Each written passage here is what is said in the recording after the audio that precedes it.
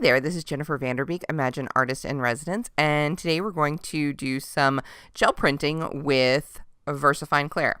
So to start my monoprint, I'm putting down a mask. In this case, it's a little bunny shape.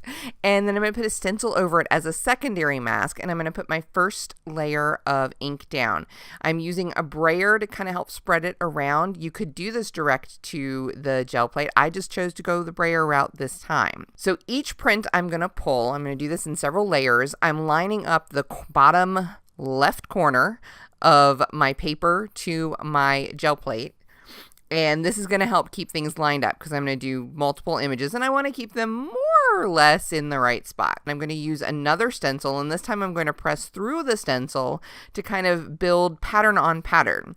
Now those two colors blended a little bit more than I had intended, but that's okay because we're going to just work with it and we'll go back and kind of fix it, improve upon it in a subsequent layer. Now I've switched to Glamorous, and you see I'm cleaning my craft mat each time, but I don't really need to clean off the gel plate each time. I can just kind of keep working and working and working. The VersaFine Clair is working beautifully here on the gel plate. It gives a really great textured finish. To finish that first one, I went ahead and I went back with a darker green so that I could do my overprint.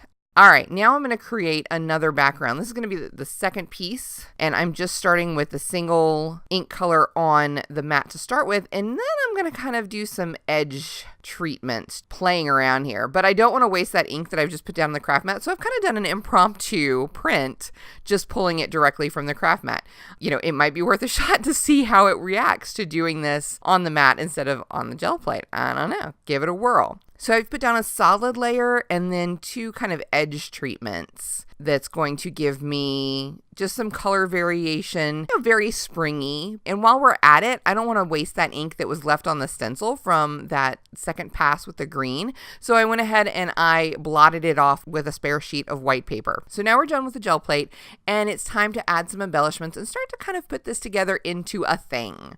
I'm going to work with some memento markers, and first I'm going to kind of fill in some of the gaps that the stencil leaves for the ivy. Then I'm going to use another memento marker to kind of outline. The second stencil I used was stone, and I'm kind of thinking more like this is like a brick wall. So I'm going to highlight some of the edges there, the way they're blending because of the translucency of the VersaFine Clair ink. And then I used a opaque white pen to highlight it a little bit more. Now, what I'm going to do with my bunny mask, which is a little piece of chipboard that I was using as a mask, I've decided to go ahead and incorporate that into the composition, and I've covered it with dark brown shimmer delicata, and then I'm going to emboss it with clear embossing powder over top. Now I'm going to fussy cut the rabbit image, the bunny image, from my monoprint from the inside so that I can kind of make this peekaboo hole. It's a little fiddly to do it this way. You could use a craft knife instead, but I actually prefer to do it this way. And I've also trimmed down that first print so that's a little bit smaller than my original print was. And then that way we can kind of see the background and border kind of peek through.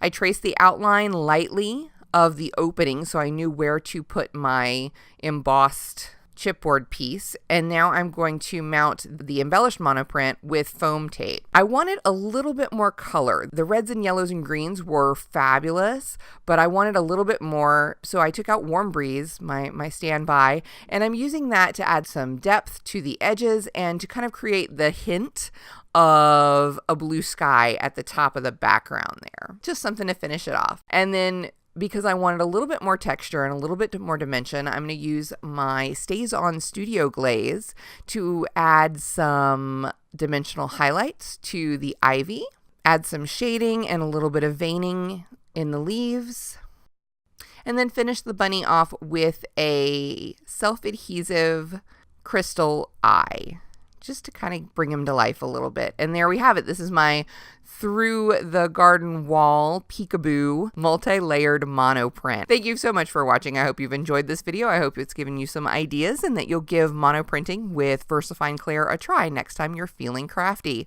As always, for more tips and inspiration, please point your browser to imaginecrafts.com.